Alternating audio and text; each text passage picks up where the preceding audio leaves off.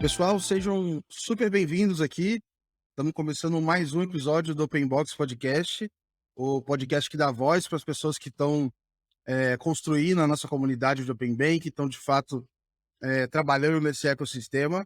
E como vocês sabem, tem vindo só realmente pessoas incríveis aqui para continuar essa, essa onda muito boa aqui de pessoas. A gente está trazendo a Ellen Munerati, que vai contar um pouquinho da carreira dela, vai contar como é que está a atuação dela hoje na Teros, mas a gente quer saber, enfim, também da trajetória, o que ela tem visto de Open Bank. Seja muito bem-vinda aqui, Ellen. Obrigada, Gabriel. É um prazer estar aqui contigo. Estou bem feliz dessa rodada aqui com você, de poder contribuir, te conhecer mais, né? Contar um pouquinho aí da nossa história, né? Que todo mundo está construindo juntos aí desse mundo open, né? Exato, exato, exato. E acho assim, para começar, acho que é de praxe a gente saber um pouquinho mais realmente do histórico, né? Então, eu sempre repito isso, ninguém nasceu querendo trabalhar com Open Bank, então acho que é legal saber como é que a gente veio parar nisso. Eu queria saber um pouquinho mais da tua trajetória, Ellen.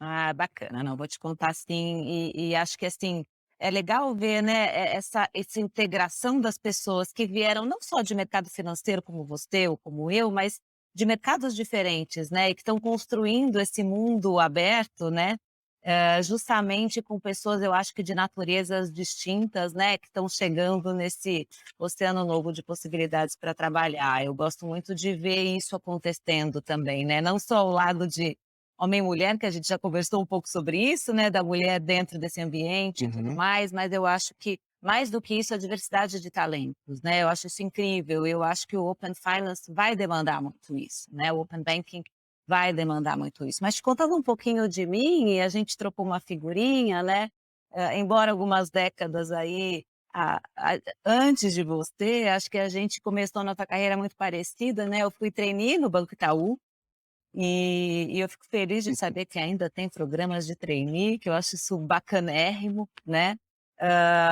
Eu nem de fato comecei no Itaú, comecei em banco, me formei em administração, fui fazer pós-graduação MBA em marketing e serviços, mas eu tinha aquele sonho de menina de trabalhar, na minha época chamava de banco de andar. Estavam começando os bancos boutiques, os bancos de investimento, as segmentações dos bancos estavam nascendo, mais ou menos, há 20 anos atrás. E eu falei: "Putz, quero trabalhar nesse mundo". Fui fazer um curso de profissionalização de mercado financeiro e tal, falei: "Essa é a minha área". E Legal. enfim, me inscrevi no programa de trainee do Itaú, que foi incrível, né, você ter a possibilidade de ter uma experiência prática, né, associada a uma recém-formada. E em cada área do banco foi, assim, eu digo que foi muito mais do que uma graduação, né, foi um programa maravilhoso, além de começar a socializar com gente de um nível muito bacana, e lá nasceu o projeto do Personnalité. Na época, inclusive, eu trabalhei no Banco Francês, que foi a primeira aquisição do Itaú, né. E eu me lembro bem do projeto, assim, como faz bastante tempo, né, a gente mandou uma fita de videocassete para cada cliente, explicando como é que seria a incorporação do banco. Legal. Itaú incorporando o Banco Francês, e criando o segmento do Personnalité, né. E foi uma experiência super bacana, o mundo não era digital, a gente não tinha internet banking nessa época, por incrível que possa parecer, né.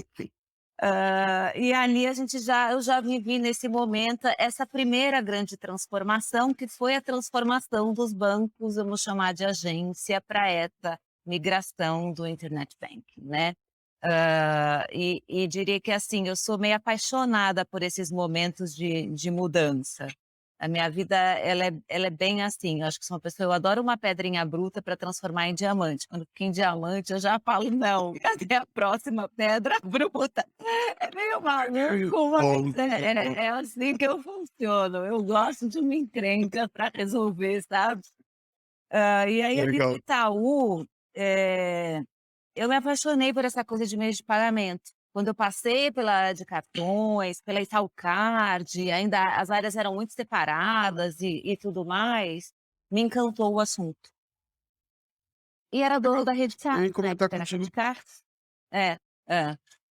que eu queria comentar que era uma época que menos gente tinha muito menos informação ainda, né, você tinha os arranjos um pouco mais fechados, etcétera, então acho que, eh, imagino um pouco até da dificuldade inicial ali de entender como é que funciona, porque, assim, hoje, para as pessoas novas, às vezes já é um susto, né, começa a falar de bandeira, adquirente, emissão do cartão, como é que funciona, o gateway de pagamento. Imagino que nessa época fosse um negócio, ainda mais complicado, assim, de se entender, né. Então, interessante, mas assim, eu acho que ficou mais difícil agora, Gabriel, porque assim, se você pensar, os participantes eram menos numerosos. Como você Uhum. disse, os arranjos eram mais fechados, né? Ainda os grandes bancos dominavam o babado todo, de certa forma, né? Isso não mudou tanto, está mudando, né? E acho que a gente vai chegar no Open Finance, inclusive, para movimentar mais isso, né? Do ponto de vista positivo. Eu tenho o maior respeito pela história que os bancos grandes fizeram no Brasil, porque eu acho que eles é que construíram, sedimentaram essa história toda para as novas fintechs e para o que está Exato. surgindo agora, né. Foi um celeiro muito importante, não só de produção de recursos humanos, inclusive, para esse mercado que hoje está atuando, né. Então eu não gosto de jogar muita Sim. pedra nisso não. "Ah, só apologia às fintech", não. Eu acho que todo mundo tem seu espaço, acho que os modelos estão mudando, mas eu acho que a contribuição deles sempre vai ser muito importante, né. E aí nessa época os mercados eram muito fechados, aí de lá de Itaú eu fui para a Redcard, Uhum. e na época entrei lá como fiquei mais de 10 anos lá. Então eu Hum. vivi essa mudança também da regulação de meios de pagamento, né, um mercado fechado, onde a gente operava a Mastercard, e à época a Cielo, que se chamava VisaNet, operava a Visa, né, era um mundinho bem fechado, né. Uhum. E lá atrás era interessante porque os desafios eram desafios de aceitação. Ainda a gente estava lá no ovo e na galinha, né, no mercado de 2 lados, se eu ponho mais Aham. cartão, mas eu não tenho estabelecimento, se eu tenho estabelecimento eu não tenho plástico. Então a gente vivia muito esse dilema, Você estava né, criando a rede ainda, né, criando rede, né, então a gente estava montando a primeira infraestrutura de aceitação nacional. legal. E eu me lembro que eu participei de um projeto muito bacana e eu fui líder na Redcard desse projeto junto com a Master, que chamava Mastercard em Ação.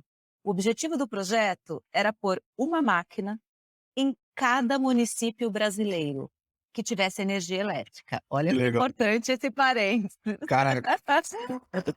Não tinha N variações, não tinha, nem tinha POS móvel à época, né, era com linha de escada e tudo mais, estava evoluindo para o POS sem fio, a gente chamava.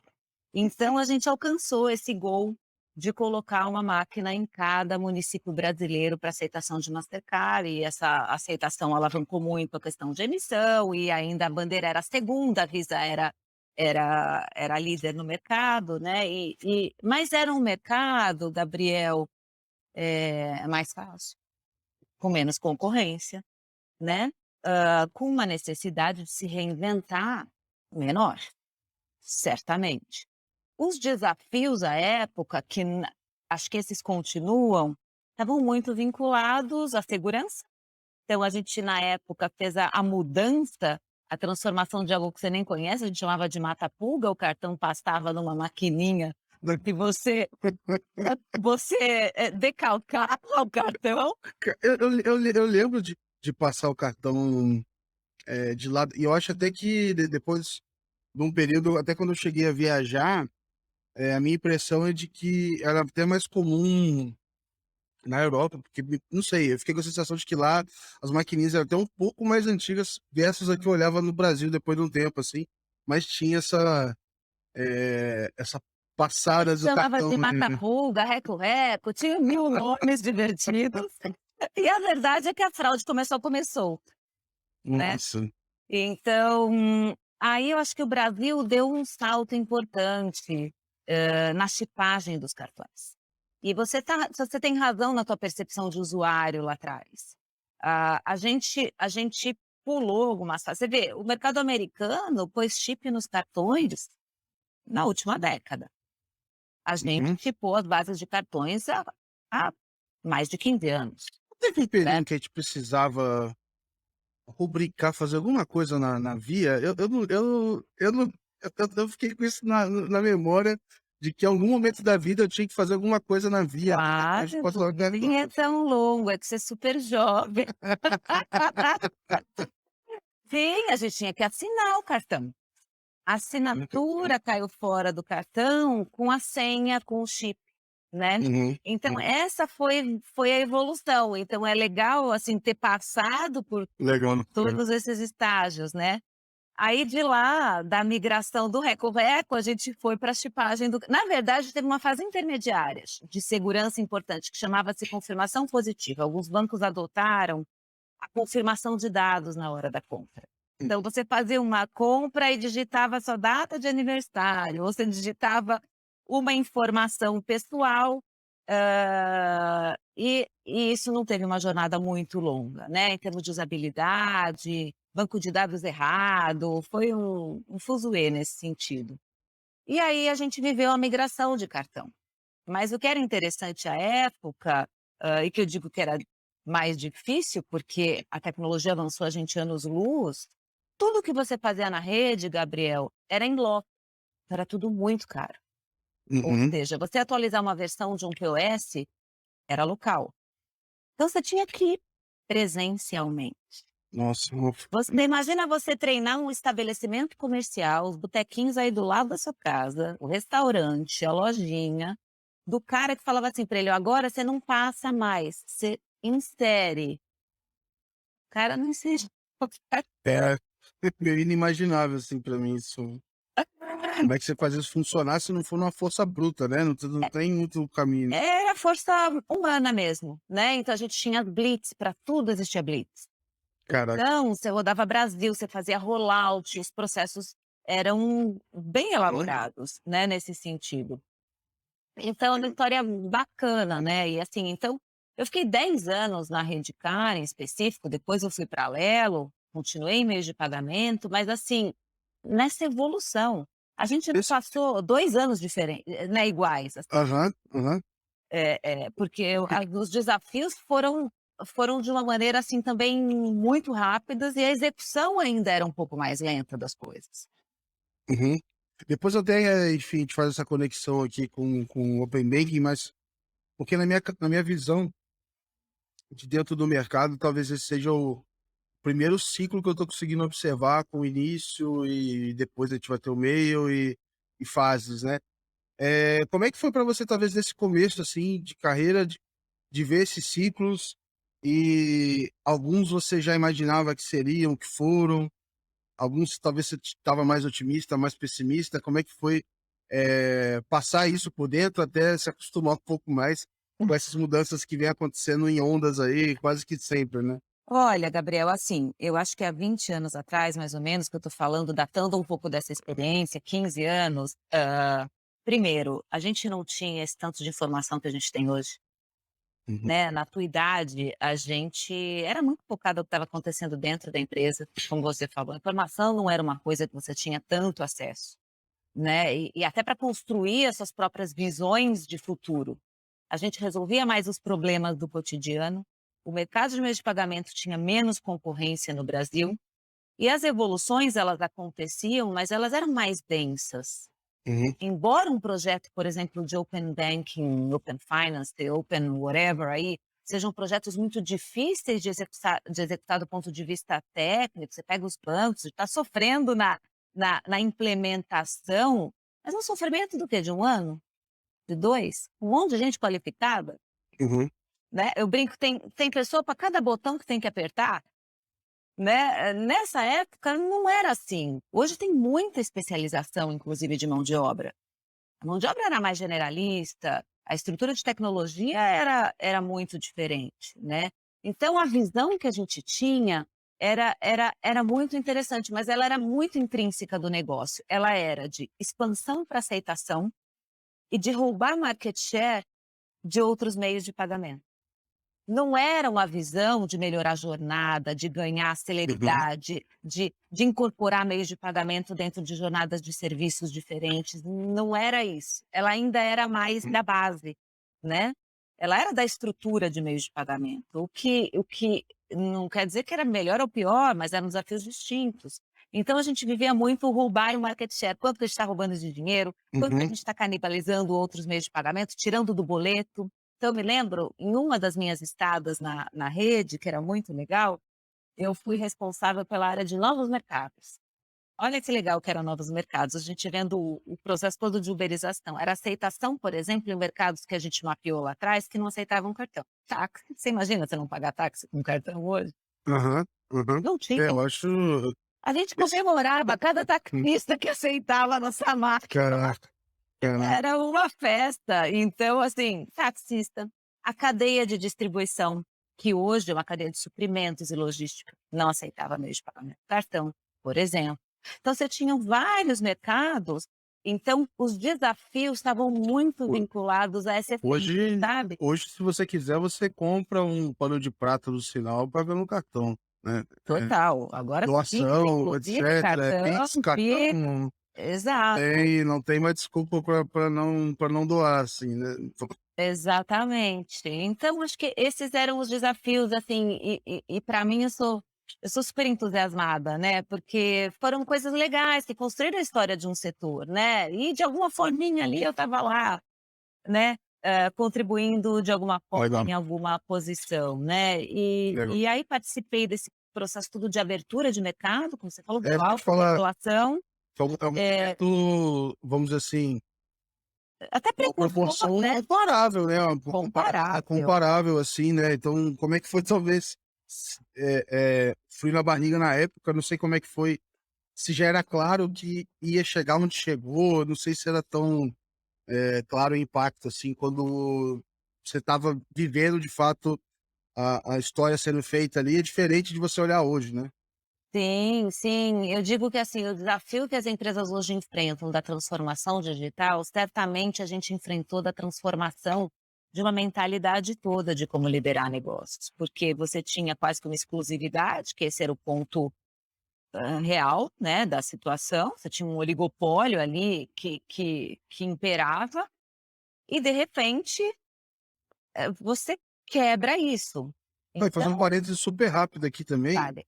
eh, esse oligopólio, etcétera, e tudo mais, não sei como é que seria, mas, do ponto de vista de rede, criar essa rede, acho que teve os seus benefícios também, tá, porque acho que se não tivesse esse oligopólio, não teria tanto investimento que foi feito para criar toda essa rede, para aceitar, para educar o mercado. Então acho que no momento em que o mercado abriu, os novos entrantes já tinham um público que sabia que era uma maquininha, isso já estava no Brasil inteiro. Então, eu acho que assim, é óbvio que a gente quer ver o mercado competitivo, mas realmente não dá para descartar a relevância que teve ali no começo as principais operadoras, mesmo que eram poucas, porque realmente, assim, você não criar esta rede, que hoje ela se atualiza com outras coisas, etcétera, que é muito mais fácil atualizar do que criar ela do zero, né. Então acho que tem um papel relevante e eu falo muito isso porque hoje eu estou trabalhando, enfim, na TruePay, etcétera, e a gente está num business de criar rede para pagamentos, B2B, etcétera, a gente sabe a dor que é você construir uma rede, então é um esforço super grande ali, a gente, enfim, é admirável realmente qualquer rede que é criada assim, a gente sabe o esforço que é. Exatamente, assim, teu ponto é perfeito e foi inclusive essa a grande virada, ou seja, você sai de quase que chama de monobandeira, para o movimento multibandeira, né. Essa foi a grande abertura de mercado. De um lado, a aceitação multibandeira, onde os bylaws de cada bandeira, eles não são idênticos. Para você Uhum, implementar toda a governança que cada uma das bandeiras, na época eu me lembro, a gente conversou até com o China Union Payment. Então, assim, a bandeira ia desde uma bandeira local, sem nenhum demérito, vamos chamar uma Sorocred, por exemplo, uhum, até uma outra bandeira internacional. Então, até as máquinas, o hardware não estava preparado para isso, porque ele tinha um software, ele não uhum. tinha multi-softwares. Então, foi um repenso do business como um todo, né. Então acho que foi assim, ali para mim foi uma enorme transformação dessa indústria, que inclusive acho que é o celeiro para esse movimento que a gente está vivendo agora. Ele amadureceu muito nesse sentido, né. Daí olha só, quantos concorrentes tem, você está numa super empresa bacana, né, resolvendo um problema muito mais nichado. Na época a gente não conseguia resolver problema de nicho, nenhum, Uhum. era tudo padrão, era carro preto para todo mundo. "Ah, mas eu queria", não tem, Exato. né, era essa a solução, né. Aí a gente começa a sofisticar, entender segmentos, entender oportunidade de market share, entender bandeiras novas, o que que agregaria valor e diferenciaria você do concorrente, alianças com os bancos aconteceu bastante, alianças com varejos, aí a gente abre para um ecossistema novo, né, que é o que a gente está fazendo agora também, de Uhum. certa forma, né. Eu acho que é muito análoga a esse movimento, dá para fazer muita paridade, né. Aham. É. Claro, com os desafios novos, mas aí a gente abre para um ecossistema novo esse mundo de meios de pagamento. Então, novas relações, novos desafios, tecnológicos, operacionais, de cliente. E aí acho que isso trouxe a gente para o mundo de hoje, né. Aí depois disso eu fui para, só voltando ali um pouquinho, fui para Alelo, né, na verdade eu fui para Visa Vale, uma empresa de vale alimentação e refeição, era o principal portfólio pré-pago do Brasil, e na época a Visa estava saindo da posição inclusive de dona de Vale era cartão, famoso. era Vale bem era famoso. famoso na minha cidade, eu sou de É, Volta Redonda, é. e lá tem a CSN, a Companhia Siderúrgica Nacional, etcétera, e mais da metade da cidade trabalhava para a CSN e ganhava Visa Vale, então, era meio que obrigatório você aceitar Visa Vale em qualquer estabelecimento, etcétera, porque aquilo movimentava, muito valor na cidade, né, então o nome Visa Vale é bem familiar, assim, enfim, acabava tendo bastante Ah, que legal. Olha, tem muita história, né, e assim, e foi um super projeto legal, assim, muito bacana para minha carreira. A gente lá, eu entrei como diretora de comercial para fazer aí uma abertura de canais e expandir o processo de vendas, que era muito centralizado nos bancos sócios, né, à época, Banco do Brasil e Bradesco ainda são os donos da empresa. Uhum. E depois assumi a posição de vice-presidente tocando produtos, marketing e comercial, né, em 5 anos, a gente fez um resultado super bacana, a empresa mudou de nome, né, saiu de Visa Vale para Alelo, a holding Elo foi criada nesse mesmo momento, né, a bandeira Elo veio para o portfólio, a gente de novo, né, eu acho que tudo isso passa por um elemento muito comum, Gabriel, e que eu acho que é o grande desafio agora também para a gente no Open Finance, que é cultura e educação, né. Então investimento em educação, né, do cliente, do usuário, nosso, né, de quem participa, de quem está construindo tudo isso é muito alto, né, e esses momentos de mudança eu acho que eles exigem bastante isso. E aí na época na Alelo a gente fez esse projeto de expansão, a Alelo virou líder de mercado, foi super bacana, foi um golaço. Embora todo mundo ache que assim: "Puta, é empresa de banco, os bancos vendem", eu não sei se você já teve experiência nisso, eu passei minha vida trabalhando com canais e com parcerias estratégicas, assim, fazer o banco vender para você é um desafio gigante, ele tem um portfólio monstro, né. Defender o seu próprio produto dentro do banco já é desafiador, imagina um Exato. produto que é da empresa do grupo, né. Vou falar baixinho aqui para muita gente não ouvir, mas eu olhava PJ lá no Itaú e às vezes era difícil concorrer, assim. Se você olhar o mercado de Open Banking hoje, o PJ para ser priorizado versus o PF é sempre uma briga ali, porque é óbvio, por volume, etc, acaba folhando o PF primeiro, é mais simples, mas você tem que alinhar interesse a todo momento, porque senão você fica para trás. Gente, não é fácil. Não é fácil, é um trabalho, né, é um trabalho político, corpo a corpo, estratégico, alinhamento de interesses. Aí quando você convive com empresas, com 2 bancos, que uma hora eles têm um chapéu de sócio, outra hora eles são mega competidores, outra hora eles se matam, Nossa. então e você está sempre intermediando esse tipo de relação, é um desafio. Mas enfim, eu escolhi fazer isso, eu falo: "Ninguém me prendeu ali, mandou fazer aquilo", né, então tinha que fazer. Bom.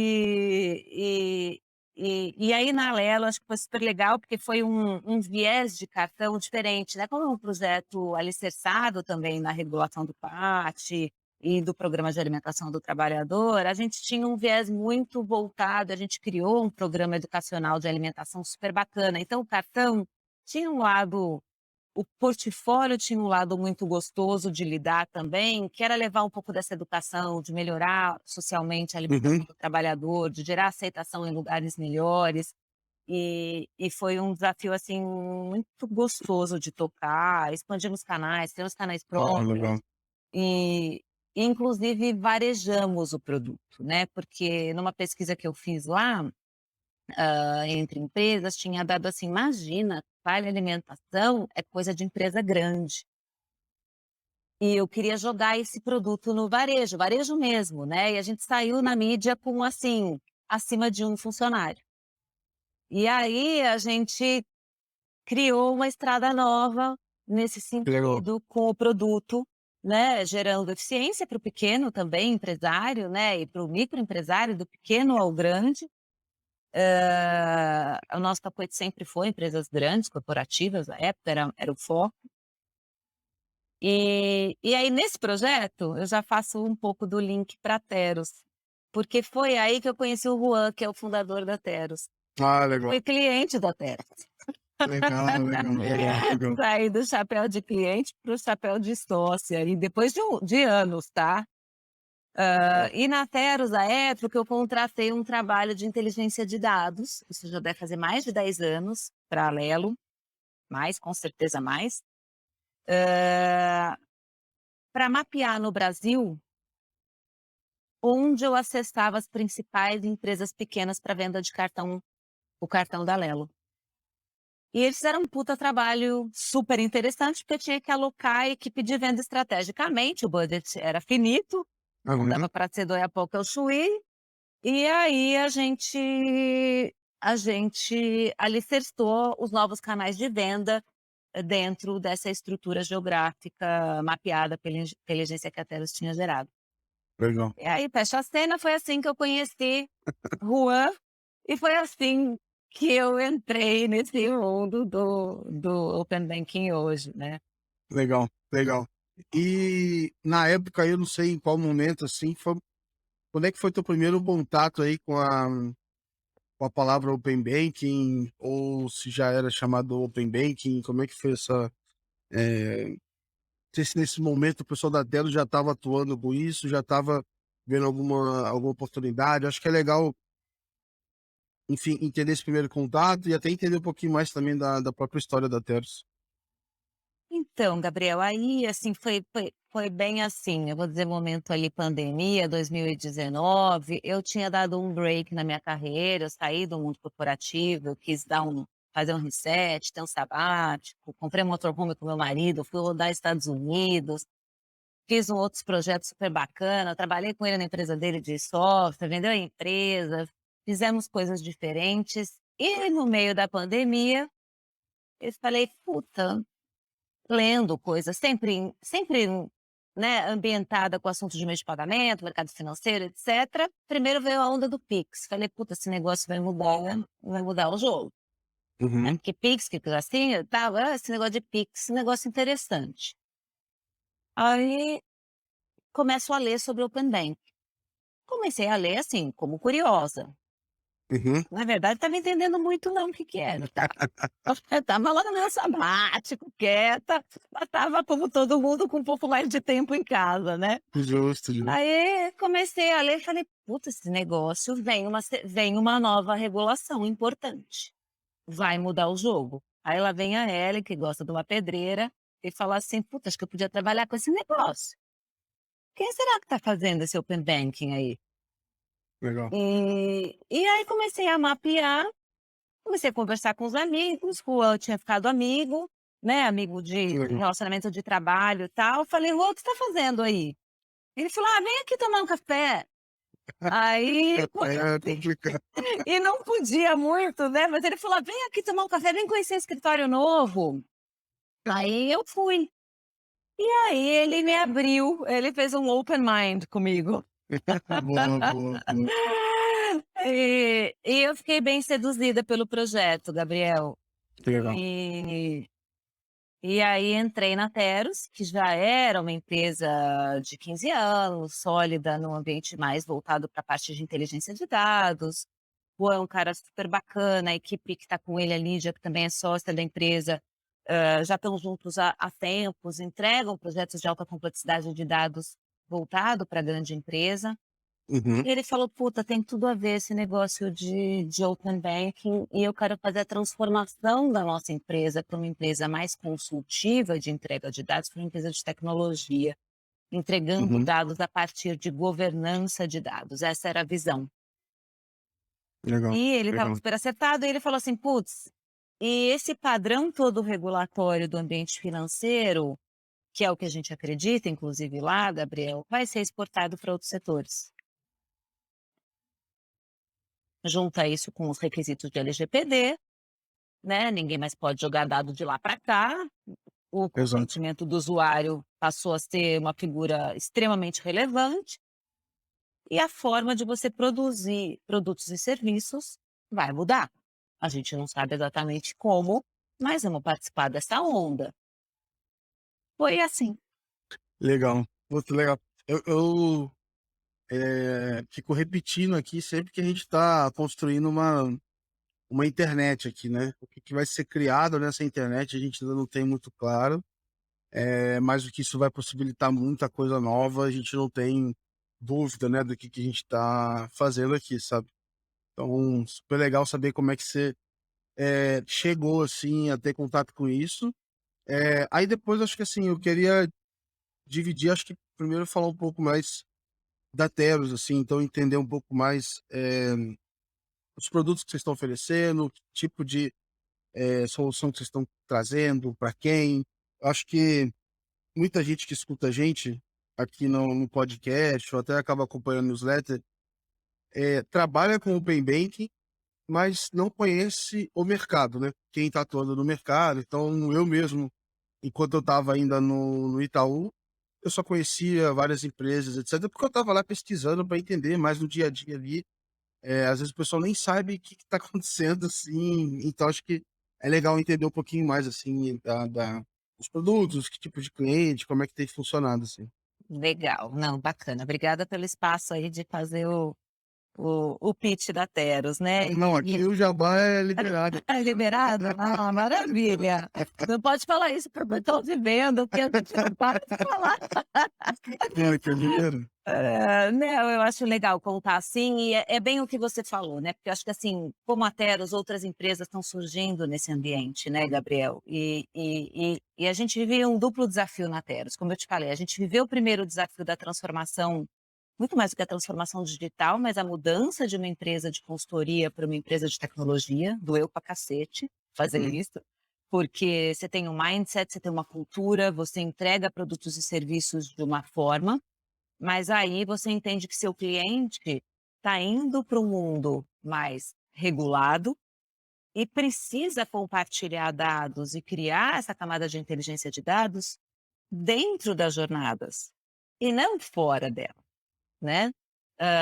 E com o advento, inclusive, de que o protagonista, que é o consumidor, para essa autorização, né, rolar, ele precisa participar, uhum, né?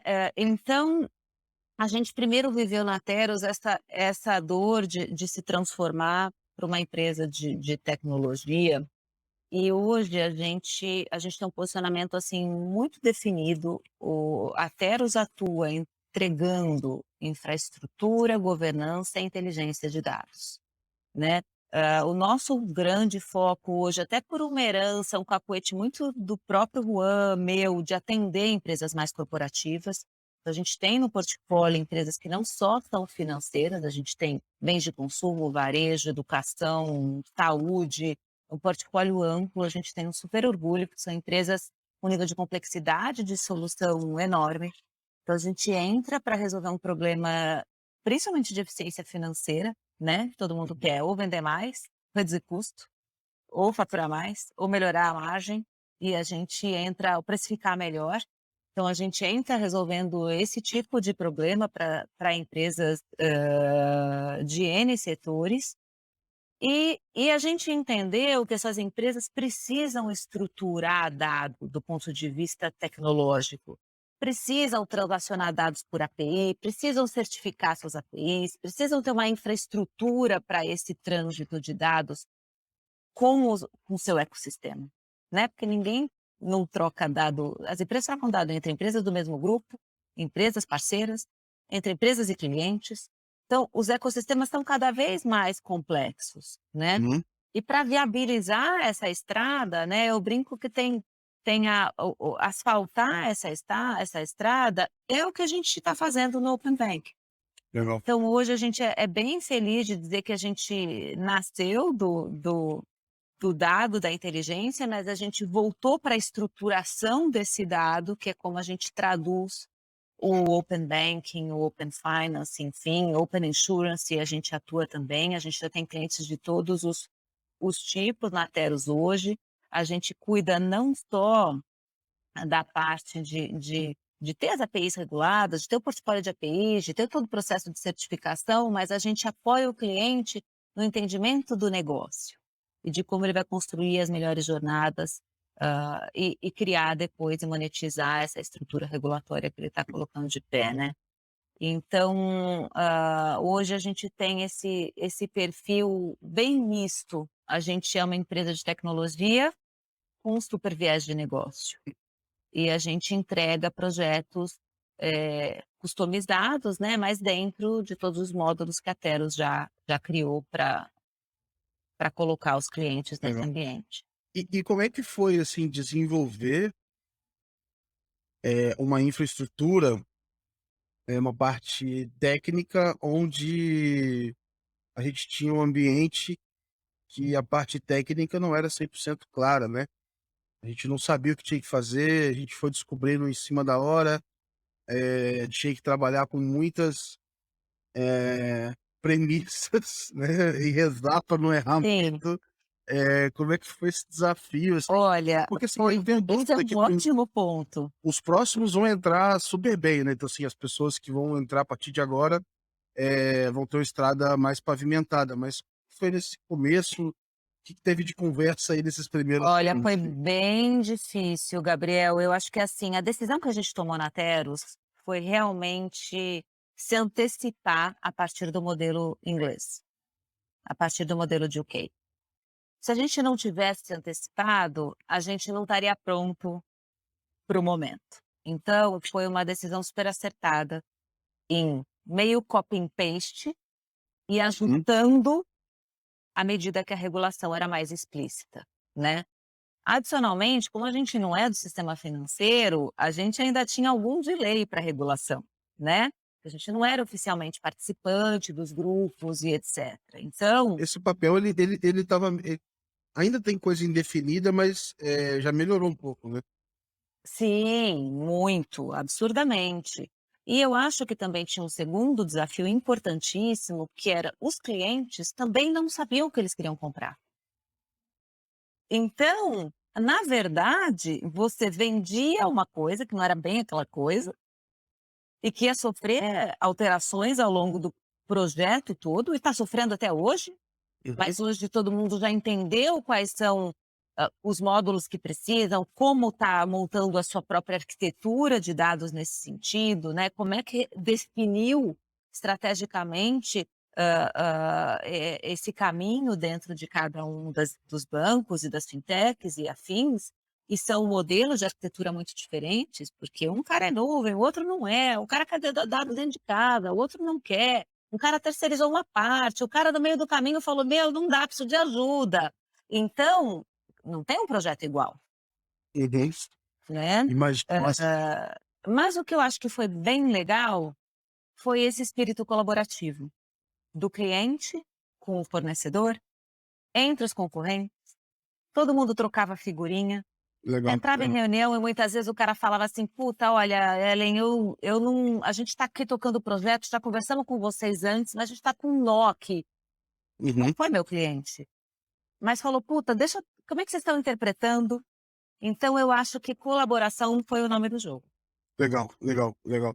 Eu senti isso do lado de negócio, né, então eu fiz reuniões com pessoas de vários outros bancos, falei assim: "Cara, e aí, tá conseguindo aí? Tá", principalmente na fase 2, né, "Ah, tá conseguindo fazer o consentimento? Não tá? Tô com um cliente aqui que deu tal tela, tal problema, você consegue conferir aí pra ver e tal?". Eh, Coisa que, não vou dizer inimaginável, mas que até pouco tempo não era comum de se acontecer, né. Então, tá sendo legal viver um pouco disso, assim. Mas imagino como é que é para precificar aí, né, eu vou te vender, Não, eu não sei muito bem o que eu vou te entregar, eu sei o resultado que eu quero, você também sabe o resultado que você quer, e vamos embora. Depois a gente vê o que é vai mais ou menos acontecer. assim, você resumiu bem, não preciso nem explicar.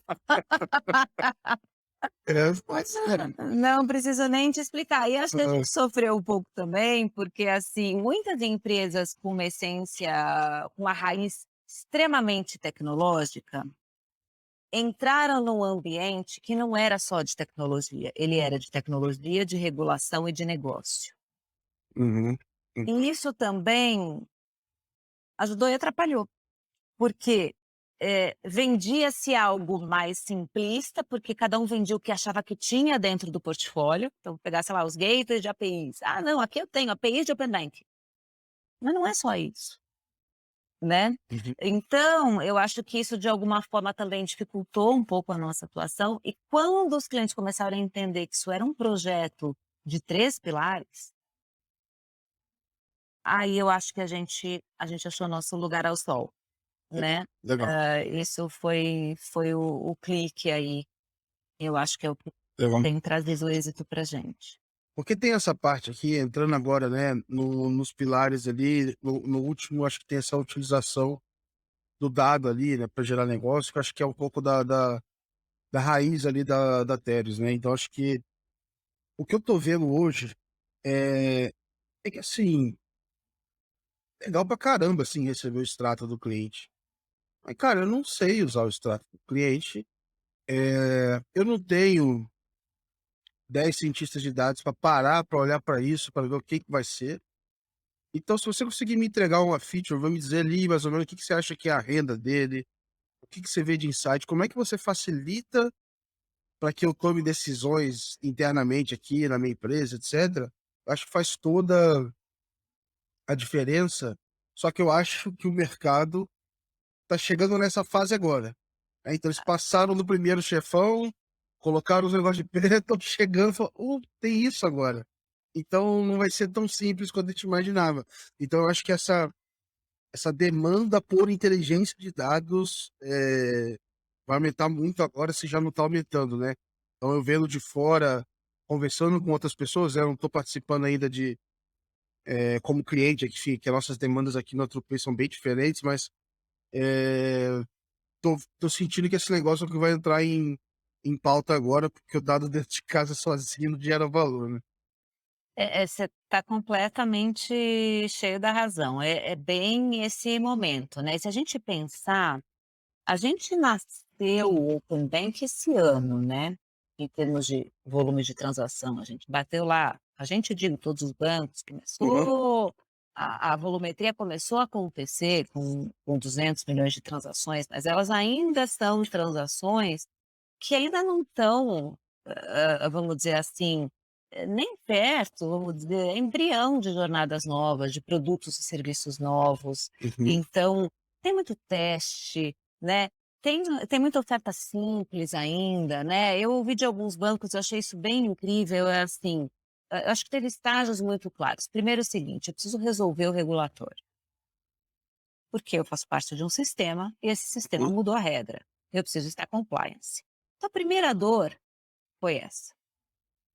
A segunda dor, que continua sendo, existem as fases estão acontecendo, nós não estamos full operate, certo? Exato. Nós não estamos full operacional. A gente está implantando o Open Banking, né? tem muita gente ainda atrasada para a implantação do Open Banking. E tem muita fase, depois que quebrou fase 3 em várias, quebrou. Fase 3 quebrada em várias, tem o papel de iniciador de pagamentos agora, aí você é detentor de conta, aí você quer ser iniciadora, você já está visualizando uma jornada de negócios nova com um parceiro seu, mas você ainda não concluiu a fase 3. Eh, ainda existe isso, né. Então, inteligência de dados, ela entra daqui em diante, certamente daqui em diante, né. Claro, se tem uma ou outra empresa que está mais acelerada, que já visualizava esse horizonte, é mais leve, é uma empresa que só vende, enfim, tem um canal, né, não tem multicanais, está só digital, está concentrado numa oferta, uma empresa de crédito para o setor rural, sei lá, Uhum. você tem um nicho, aí você consegue visualizar uma ou 2 oportunidades mais rápido. Mas uma empresa que tem uma segmentação mais ampla e que atua um pouco mais de uma maneira mais complexa, esse mapa é muito maior, né.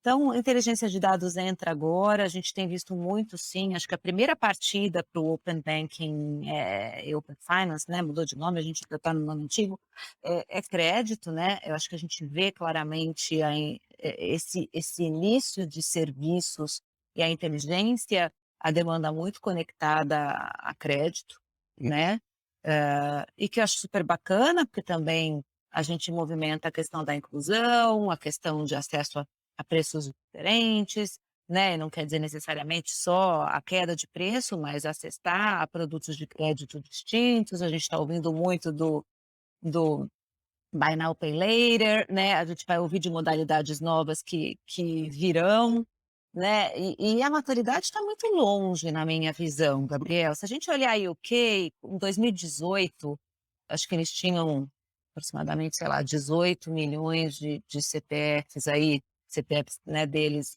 de usuários, a gente está falando de 2021 com 40 milhões, então 4 anos, né, para um processo mais abrangente.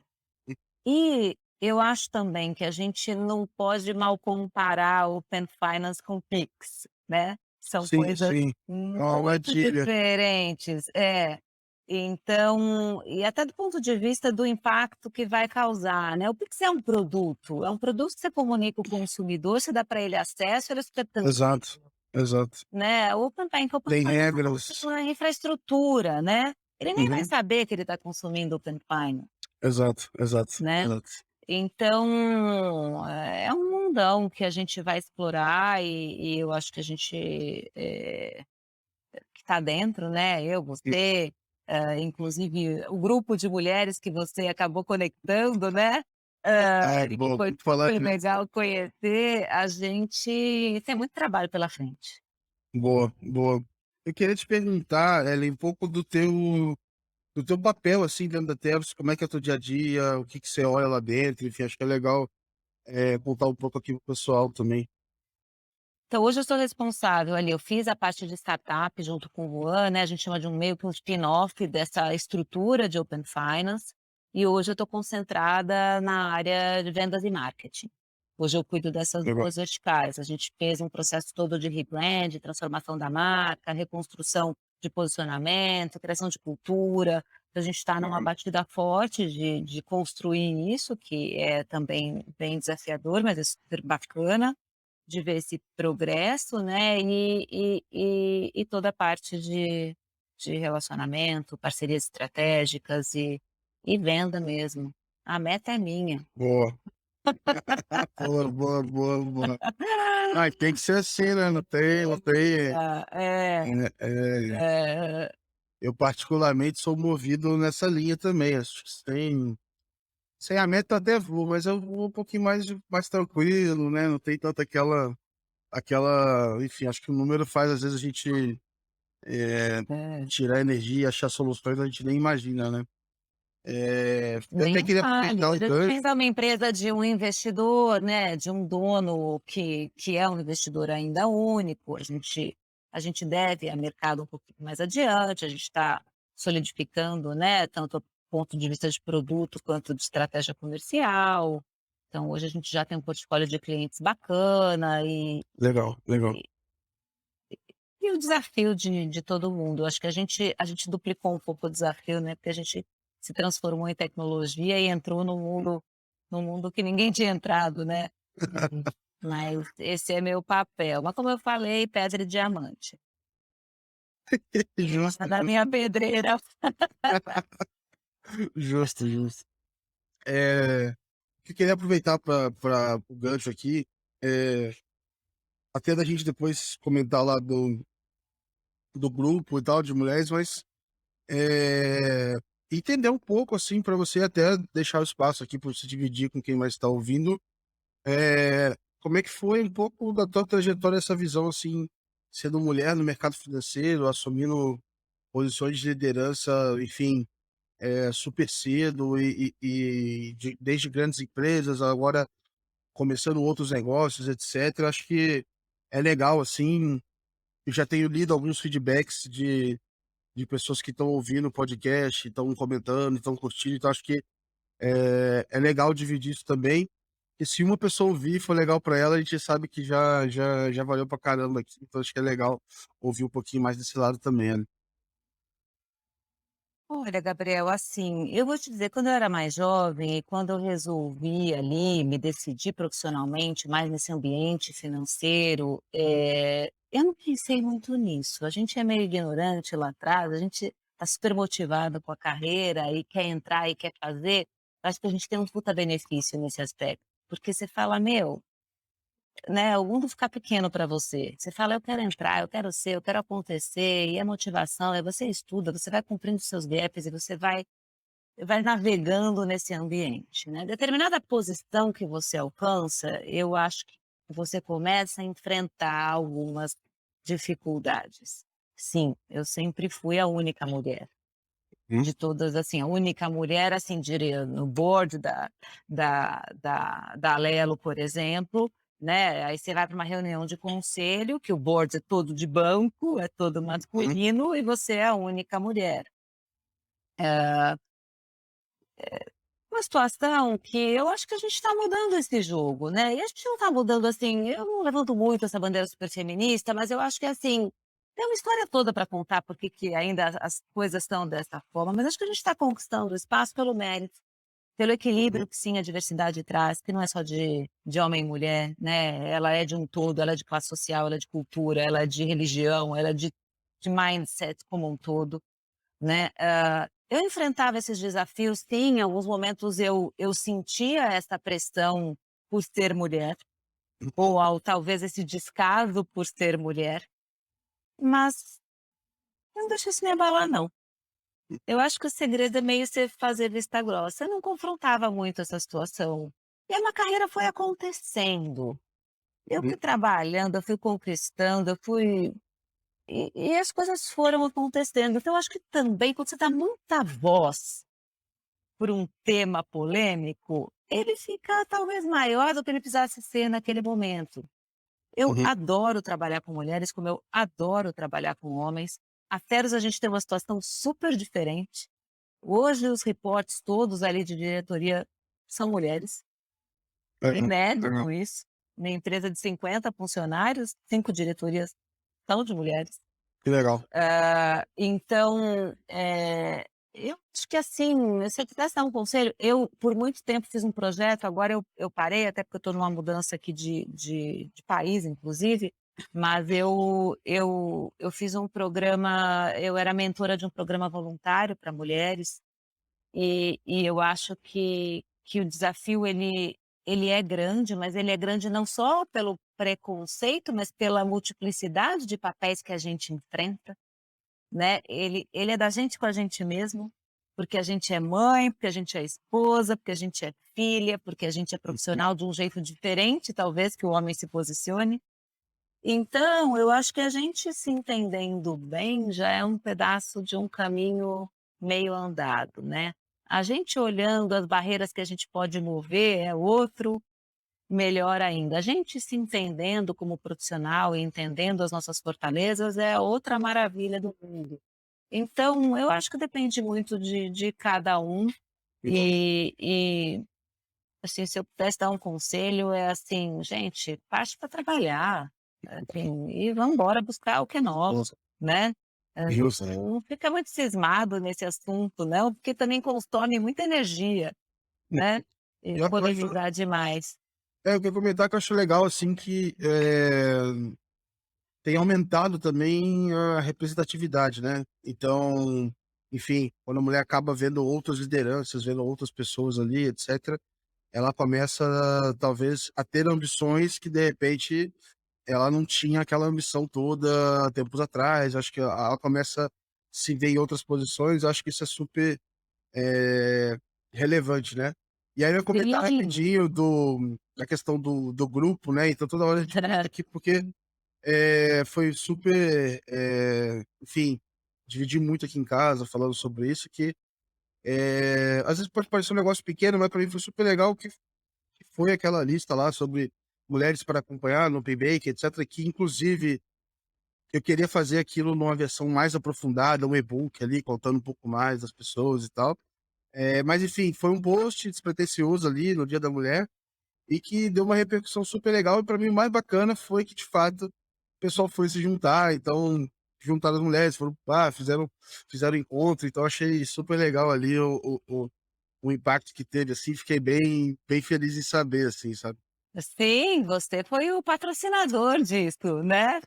Foi muito legal, né, e assim, e aí a gente fez a partir daí a gente se conectou, né, algumas se conheciam, então uma conhecia 2, a outra conhecia outras 2, então no final já era um grupo meio como a gente fala, né, esse mundo acaba sendo parece que as E que mesmas pessoas, mas, foi super legal descobrir isso e outras mulheres, né, e aí, teve um evento agora da Startse, né, no dia Uhum. 5, acho que foi dia 5 de abril que a gente se encontrou, e uma delas que é a Karen do Banco do Brasil, que é uma graça, uma puta profissional e tá fazendo e acontecendo, né, no Open Finance, mandou uma mensagem e falou: "Meu, vamos encontrar?" Eu falei: "Ah, eu topo". Ela falou: "Ah, dia 5 tem um evento tal, você vai?" Eu falei: "Vou". "Ah, vamos chamar as outras?" Aí montamos o grupo, a Ah, partir legal. do seu post, Legal. fotografamos para você, Foi muito bom. mas fazendo um adicional com relação a isso, eu acho que sim, eu acho que no fundo, a gente acaba inspirando, a gente acaba passando essa vibração, né. Não é que foi fácil ou que foi difícil, mas a gente chegou em uma posição que talvez seja almejada por muita gente, né. Exato, A gente exato. teve, né, porque a gente nunca é nada, né, no mundo do trabalho, a gente está numa posição, está num desafio, a gente está numa situação, mas que ela é legal demais e você acaba motivando outras pessoas, né. Eu vejo as pessoas que trabalharam comigo, por exemplo, em Alelo, todas as mulheres estão super bem posicionadas. Uhum. Todas são, no mínimo, diretoras de empresas super renomadas. Legal. Então, eu acho que essa onda está crescendo rápido, né. Boa, A gente vai correr atrás desse prejuízo aí muito rápido. Acho boa. que essa nova geração também vem com menos preconceito, né, não sei, eu tenho filhos e eu sinto que é muito mais de igual para igual essa coisa do Exato, gênero, essa coisa do sexo, essa coisa da raça, né, é uma educação mais limpa eu acho que eles têm, né, menos exato. E é muito rotulada mais ali. natural para eles, não precisam pensar muito sobre isso, Não pensa sobre acaba isso. acontecendo, né. Isso, então acho que vem logo uma transformação pra gente nesse sentido. Boa. Super obrigado aqui por compartilhar.